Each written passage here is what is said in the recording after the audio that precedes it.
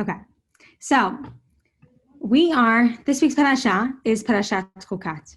When you hear this name, I mean, first of all, when I hear that name personally, I think of like laws, which makes me think, okay, this Perasha is not juicy, right? I don't know what's in it. Meanwhile, girls, let me tell you, this Perasha is jam-packed. First of all, it's happening on the 40th year, and we hear about the Para Aduma, we hear about the death of Miriam, we hear about the people complaining for water. This week's parasha is the parasha when Moshe and Aaron are punished. They're not going to enter Israel. The Bnei Israel are entering the land. They want to go through Edom. Edom says no, they have to go around. We hear about Aharon's death in this parasha. We hear about the people complaining for lack of food, and God ends up sending nechashim, seraphim, snakes amongst the people. And Moshe is told to make a nachash saraf. Does anyone remember this? A snake on a copper staff that is used to heal them. Just going through. Hi, Terry and Nicole. We're just going through what's in the parasha. What else? We also hear about Bnei Israel battling with Sichon and Og. And then at the end of the parasha, Bnei Israel are really on the foot of Eretz Israel. But as you can see, really, there are so many things happening in this parasha. And it's really hard, like a struggle, because I'm like, oh my gosh, what should we focus on? There are so many interesting things. So I think my heart, usually what I do first when I think about class, I read through the whole parasha. Then I say, what's pulling me? Like, where's my heart going? What do I want to discuss and think about more? And it landed on this week, the death of Aharon. And hopefully you'll see that also, not only will we speak about the death of Aharon, we'll speak a lot about his life.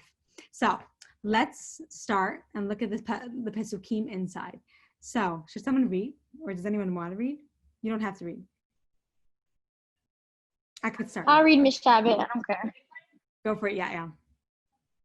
I like reading. Okay, it's a little out of my hands. So I'm trying to get quiet spot.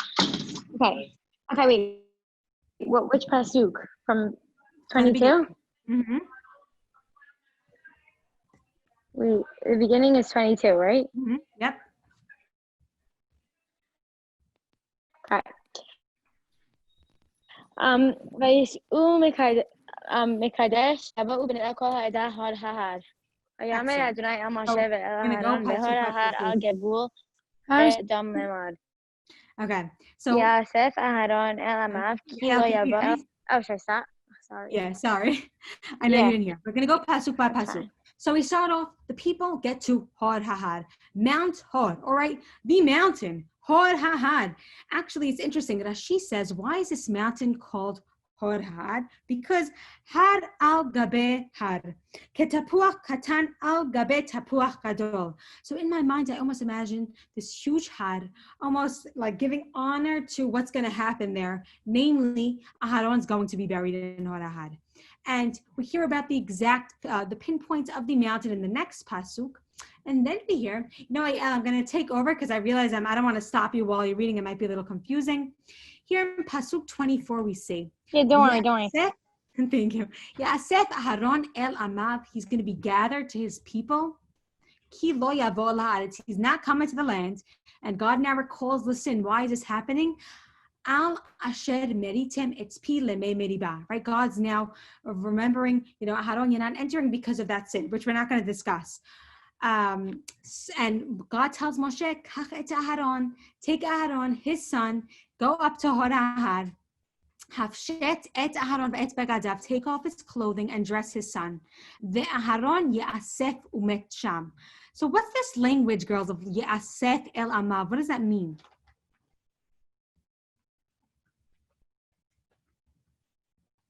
Like, Devorah? What? Gathered?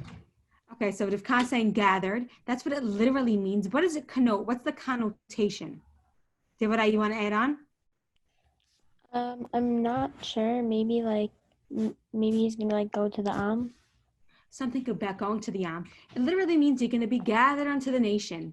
I want to tell you, girls, so 2 years ago, it's always fun to say fun stories, so let me say one. 2 years ago, I went to Israel for the summer, and the point of the trip was actually to visit a lot of sites having to do with Tanakh, Gemara, and go a lot of tiyulim. It was really fun. And so I went on one tiyul, and my tour guide who took me, we went to this burial place, and he showed me this. He said, so if you look here, girls, at this picture, you see like there's heads, like a circle there, right? So what they used to do in the past, they would actually, when someone would pass away, they would put their body, their corpse on the stone, wait for their skin to disintegrate, and then they would literally gather their bones together and put them in like a room, this little room here, right? So the bodies were here, the room was there. And he said, when we got to this location, he said, maybe that's why the Torah uses the language of Yasef el Amav, right? This gathering, maybe it's literally gathering of the bones, right? So what we're hearing now, girls, is that Hashem is telling telling Moshe, Aharon is going to die. This is going to be the end of his life. Take Elazar with him, go up to the mountain. And we hear, Vayas Moshe so, question. Just at this point, Pasuk 27, if you're part of Bnei Israel and you see Moshe, Aharon, and Elazar go up the mountain, what's happening? Do you know what's happening? No, exactly. You have no idea what's happening. You see three people going up a mountain. But shortly, we're going to see Moshe takes off Aharon's clothing, dresses on Elazar, his son. Aharon dies, and Moshe comes down with Elazar. And it's now here when the people see Ki Gava Aharon. Aharon has died. Vayivku et Aharon Shaloshim Yom Kol Beit Yisrael. And they cry over Aharon. This is the end of Aharon's life. Girls, I just want you to remember, in this week's Perasha, Miriam also dies, okay? So Moshe's losing Miriam and now Aharon. I can only imagine it, not being in Moshe's place, being in the people's place. And I find in life in general, when someone passes away, we take that opportunity to sort of reflect on this person's life. And, we could reflect on their life, their whole lives, I think we should. But I think this would be a very good opportunity for us to think about Aharon's life in general, right? To reflect on his life. So make believe we were at his funeral, what might be in the speech, right? So this is Aharon's death. Does anyone know, do we hear about Aharon's birth in the Torah? Right, exactly. I see a few people nodding their heads. We do not hear about Aharon's birth in the Torah. The first time we hear about Aharon in the Torah is right over here, Shemot Perek Dalet. But before we could talk about Shemot Perek Dalet, I sort of want to give you some background, okay? I'm going to stop share because I feel like sometimes you just want to see a big face. So what happens before this? In the third Perek of Shemot, God tells Moshe that he's the man for the job. He's going to go down to Egypt. And we hear back and forth Moshe refusing. Moshe says, I just have some of the Pesukim in front of me. I bolded some of his excuses. Mi anochi ki alecha et Paro. Who am I that's going to go down to Paro? I'm naming one after the other. He says, this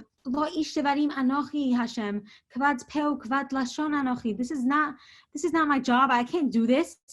And finally, Moshe says, you know what, God, be Adonai shalachna biyat tishlach. Send someone else. Moshe really refuses here. Yeah, El, you want to add something? Yeah, I wanted to say that this reminds me of, I think it was, I forgot the exact section of it, but when Aaron and Miriam, when they were against Moshe in a way, they were when Miriam got Sarat, and when Aaron and Miriam were they were complaining that they weren't on the same level as Moshe.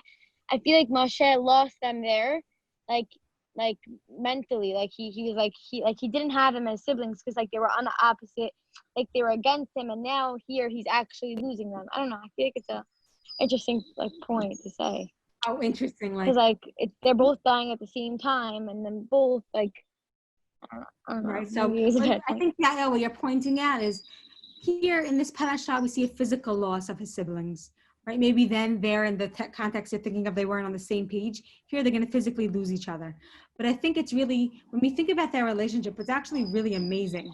So again, Moshe is saying, I can't go, God, a million excuses. And then, girls, we see this pasuk. This pasuk is the first pasuk in the Torah that talks about Aharon, okay? I'm going to read the pasuk and I want you to think about what is the Torah trying to teach me about Aharon, okay? First location ever. Here we go. First of all, Vayichar af Adonai b'Moshe, God gets angry. Vayomer halo Aharon achicha halevi yadati ki yedaber hu v'gam hu hinehu yotze likratecha v'ra'acha v'samach belibo. I purposely didn't translate because I want you to think. I know the translation is there. What do we learn about Aharon from this pasuk? If you look at the language closely, the first time we hear about him.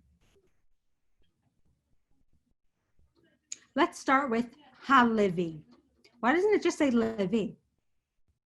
When do you usually use a hey before a word? Anyone know what this is called? Hey idea. Hey, idea. Exactly. Oh, jinx. Hey hayediya. Now, perfect. Yael and Jen, you are on the same wavelength right there. So, Ibn Ezra says, Sheken haya noda beYisrael. He was known in Israel as Hanavi Halevi. He was Aharon Halevi, the prophet. Even though Ibn Ezra says, yes, there are others like him in Israel with his name, but there was no one else like Aharon Halevi. Rivka, you want to add something? I was gonna say, like, when they say, they could have just said like Levi, but they shows like how great he is, like the great, like you know when they do that, Exactly. Yeah. Exactly, Rivka. He's well known. He is the Levi. And I know, Ki yedaberu. He knows how to speak. Maybe he knows how to speak as a leader, or he knows how to speak Egyptian, right? He could speak for you, Moshe, when you come to God, when you come to Paro. And look, Hinehu yotze lekratecha. Moshe, he's coming out to you. Vera'acha v'samach belibo. He is going to see you, and there is going to be a simcha in his heart. Girls, there's going to be simcha in his heart, and not what? What emotion or feeling might another sibling feel when they see Moshe? What would not be the ideal emotion? Jealousy. Jealousy. Remember, Aharon is older than Moshe, 3 years older.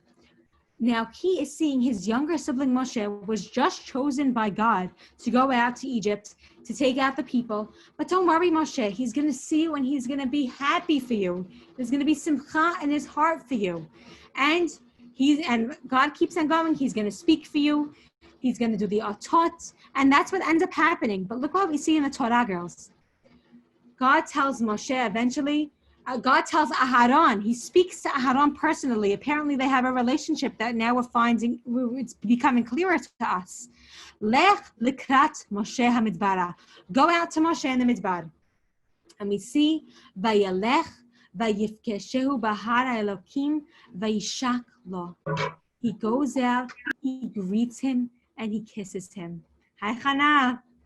Sorry, I have to say, it's so nice to see your face. He goes out and he kisses him, just as God says. Again, you could imagine the feelings that Aharon is feeling. Yael, you want to say something? Yeah, I wanted to say 2 fast points. One of them was, like, I feel like trying to show the relationship between the two brothers, like how close they are. And like even though Moshe is like, he's so great, Hashem's showing that he still needs Aharon. Like, he's saying Aharon will speak for you, like he'll help you. No matter how great he is, he still needs Aharon. You know what I mean? Excellent. And Moshe is willing to accept that, and now Aharon is willing to accept that. So I think we have to just pause here for a second, okay, girls? What is different between Moshe and Aharon's relationship and every other sibling? Think about any other sibling in your head right now in the Torah, okay? Can you think of a sibling relationship and what went wrong in that relationship? Yeah, Rivka. Like Cain and Hevel. Cain and Hevel. Do you remember what was that? What kind of relationship was that? Like they were all like fighting and like which one was better, which one was higher, which one was closer to God. Like it was like all about like, it wasn't like a good relationship. It wasn't like he's going to see you and he's going to be happy, right? And he's going to kiss you. It was kin'ah, yedevra. Esav and Yaakov. Tell me about it. So it was like not the best relationship, but it wasn't as bad as like Cain and Hevel. Like, Right. they fought when they were younger, though. They fought when they were younger, right from the birth. Esav is holding on. Yaakov is holding on to Esav's heel. Sorry, the opposite. And they're fighting throughout. Esav wants to kill Yaakov when he hears that he took the beracha. What else, Yael? So I was gonna say Esav and Yaakov, but I thought of Rachel and Leah. How like weren't so like fighting with each other, but like the fact that one had Yaakov and one couldn't, and like he had to work for her and whatever. Like I feel like it was like a little there was a little beef in there. Like, you know what I'm saying? No, there is. And the truth is, They throughout the probably Torah, didn't love each other at that point. She'd been like, "Why you?" right. And I really think throughout the Torah, girls, so whether it's Cain and Hevel, Yaakov and Esav, Yitzchak and Ishmael, so many relationships, there's always friction. There's always tension. It's never just purely love. And we see here, it's very unique. We have two brothers that love each other, that are happy for each other. I could almost imagine Aharon greeting Moshe in the desert and saying, I'm happy for you. You deserve to be the leader. Obviously, you have qualities of leadership. And guess what? The people are lucky to have you. Now, this is the first, so this is this. Now we hear about Aharon greeting Moshe. The next time we hear about Aharon and Moshe is with Amalek. How does Aharon relate to Moshe with Amalek? Anyone remember that story in the Torah? What does Aharon do for Moshe? Yeah, Vivian. Doesn't he like hold his arm up? Right. He literally supports his arm, right? In Egypt, maybe he went and helped him with speaking for him, doing autot for him. In Amalek, he's literally holding up his arm, supporting his brothers, his brother, as the battle is taking place. So again, we see this relationship of love and support. Girls, the next time we hear about this, Aaron and Moshe, God tells Moshe, create clothing in the construction of the Mishkan for Aharon, your brother. And later on in the Torah, we see Moshe does just that. There's no jealousy here. God says, bring Aharon close from Bnei Israel, make him the Kohen, and Moshe accepts it. Yeah, Jen? I feel like it's very cool because in the beginning we hear how Aaron like supported Moshe emotionally and like by like being there for him and like saying I'm proud of you and like genuinely feeling that.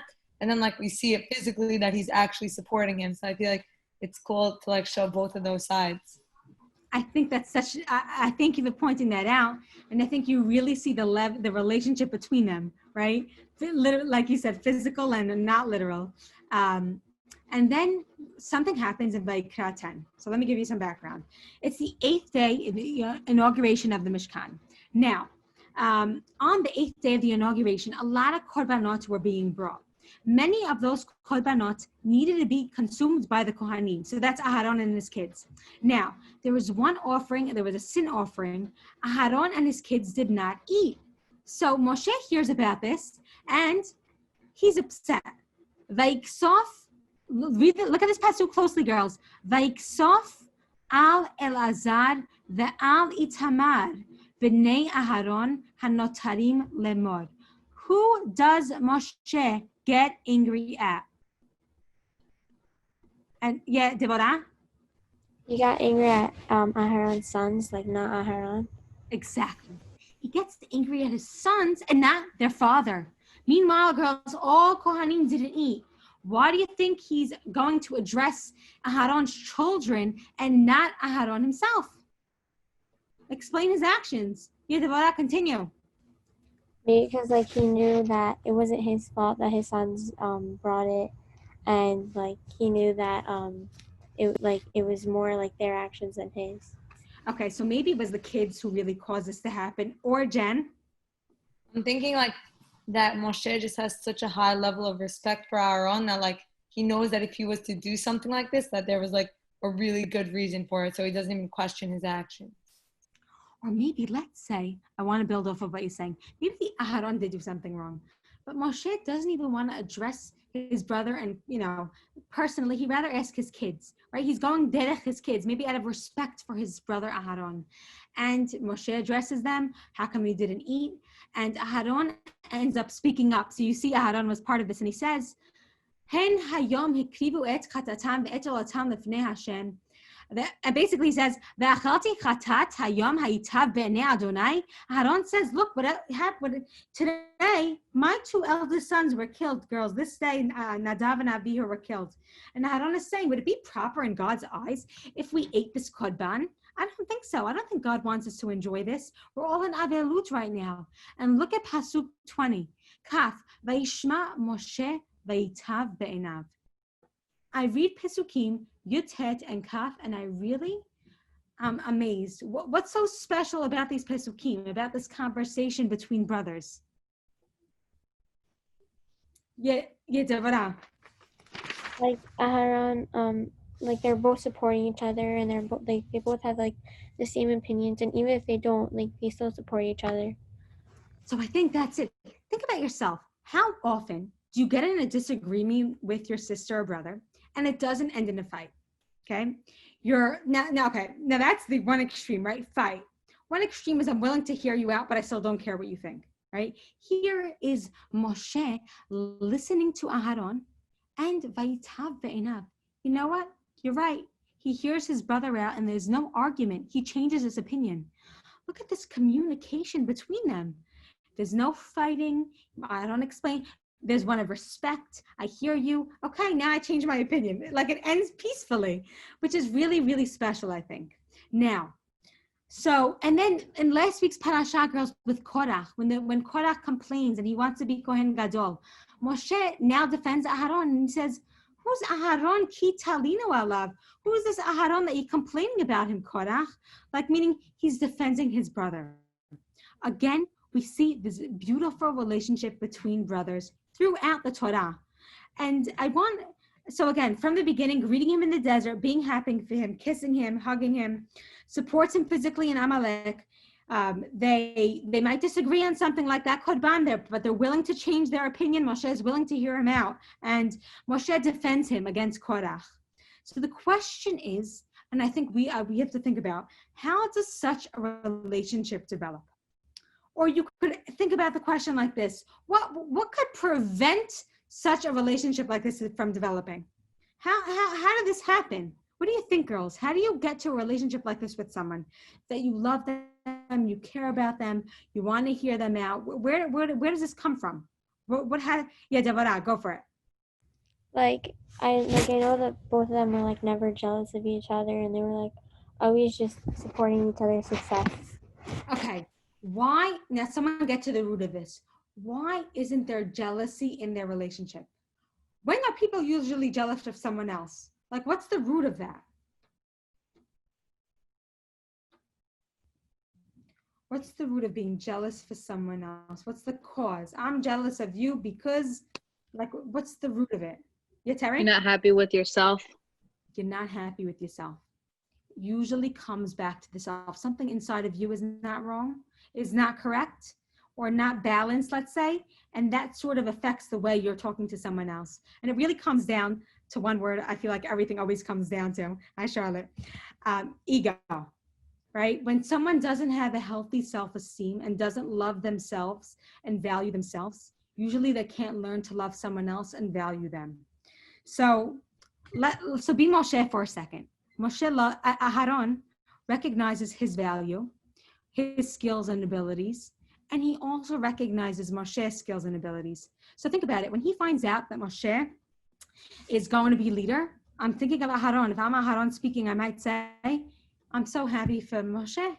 He was meant to be a leader. He has the qualities. He cares for people. Think about Moshe's life, right? When someone gets hurt, something happens that's incorrect, Moshe will always stand up. Right, with whether it's Sipporah, by the well, Yitro's daughters, whether it's someone striking another person and Moshe stepping in. Aharon knows, what's in his brother's heart. He knows he should be the leader. He's happy for him. And Aharon is willing to support Moshe. Moshe, if I need to speak to support you, God even said it himself. I know how to speak, right? I'm good for this job. I know my abilities. I know what my values are. And Moshe will say, you know what, Moshe? You know what, Aharon? I'm going to defend you. If someone questions your position, I value your skills and abilities. You're the Kohen. You deserve to be defended. There's no reason for me to be jealous. And girls, it should be no surprise. I want to show you this right now. I want to share this with you. When the Torah Shebe'al Peh, when Pirkei Avot talks about, this is the Mishnah, talks about Aharon, listen to this. Hillel Omer, Heveh metalmidav shel Aharon. Be of the students of Aharon. What should you do? Ohev shalom, love peace. Rodef shalom, run after peace. Ohev et haberiot, love God's creations. Umekarvan la Torah. What qualities here? What words keep on jumping out when we talk about being a student of Aharon? You could type them into the chat. You could call them out. What are they? What words are repeating itself here? Love, love, peace, right? There's shalom, there's love. And this is exactly, girls, I think what's so awesome about this Mishnah is that when you read the Torah and you think about the Torah seriously, this Mishnah could come to us because we already saw that the relationship was one of love, one of shalom. I respect you, you respect me. Pirkei Avot actually makes a lot of sense. So again,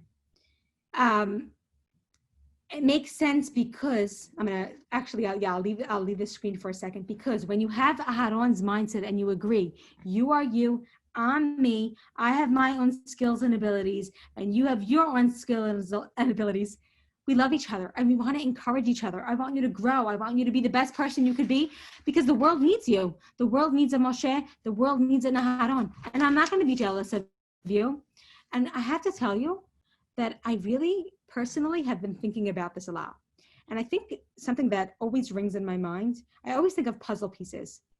I think of myself and I think of everyone else as different puzzle pieces. We're just different pieces in a puzzle. So look, you could be the captain of the volleyball team and I might not be, but we're different puzzle pieces, right? Your puzzle piece fits in somewhere else. You have those skills and abilities. So I shouldn't be jealous of you. I should be happy for you. Or, you're going out with this person. You're going to marry this person. I should be happy for you, right? Your puzzle piece connected with that puzzle piece. You have those skills and abilities. You connected with that person and you're your own person. I'm my own person. And, you have these gorgeous blue eyes. So amazing. And I have these gorgeous brown eyes, right? Instead of filling that hole with like an emptiness and I'm a jealous, I should be happy and encourage you and help you grow. Again, because you are you and I am me, and we have our different skills and abilities. And I really think about girls, like what would it be like if the world was like this and everyone related to each other like this? Like what would the world look like? What do you envision in your mind? I mean, I hear like beautiful music. I think of a world of people supporting each other, of loving each other. Imagine if everyone had the perspective of Haron and Moshe. And I was really thinking to myself, whenever I walk away from a class or a shiur, I always like thinking about, okay, so now what's the take home? What should I think about myself? What should I reflect upon? We started off our shiur together thinking about, with Aharon's death, but that really caused us to think about his life. And we went through each thing in his life, whether it was him going out to Moshe and greeting him, supporting him with Amalek. And we saw how this relationship was one of beauty. And I think what we saw is someone who loves themselves and is able to love others. Now, I think for us, how do we get there? This, I would say, is homework for ourselves. For us to think about personally, what vibes do I give off in my life? Do I give off happy, loving vibes to other people? Or do I give off these sad, jealous vibes? Now, I start there because then you have to sort of think about. So if I'm giving off the happy and loving vibes, that's great. But if not, like we said earlier, there might be something lacking in me. What don't I value in myself? Why don't I value myself? Aren't we all God's creations? I mean, I think that alone should allow you to, remember to love yourself and your skills and your faults and your everything about you. And then you think about, if you could love yourself, you could love someone else. And again, going back to the puzzle pieces, thinking we're each different people. We each have different skills and abilities. Again, Moshe, you're going to be the leader of Am Yisrael. I'm going to be the Kohen HaGadol. Let's build each other up, support each other. Again, and I'm going back to this line because I really want this to stick with you. We're two puzzle pieces. Let's embrace our differences and help spread more love and acceptance in this world, just like Aharon. So again, I think that again, there was so much in this parasha as I started off, but I think that's a really important message for us to think about. Again, learning to love ourselves and then loving others around us and imagining the beauty of the world. Just going back in your mind, we're different puzzle pieces and we're different. And we should love each other and support each other because you have this and I have that, but that's okay. Because imagine you got a puzzle in the mail, girls, or you bought a puzzle. I don't know who gets the puzzle. Maybe Amazon, that's why I'm going to the mail. Imagine you got a puzzle and you have two of the same puzzle pieces in the box and you're missing a piece. the worst. Or you finish a whole puzzle and then a piece is missing. You're like, are you kidding me? I spent so many hours doing this, right? Because each puzzle piece is different and unique, and we need each one and with their unique selves. And that's the Parasha, girls. Hopefully we should all be inspired by Aharon and move forward positively with more love and acceptance. Thank you, girls. Thank you. Thank you so much. Loved it. Thank you. Thank you. Miss Chabot, thank you so much. So inspirational as always. Thank you. Thank you. It's a pleasure. Thank you, girls. Bye. Miss Chabot. Bye. Thanks, Shara. Bye.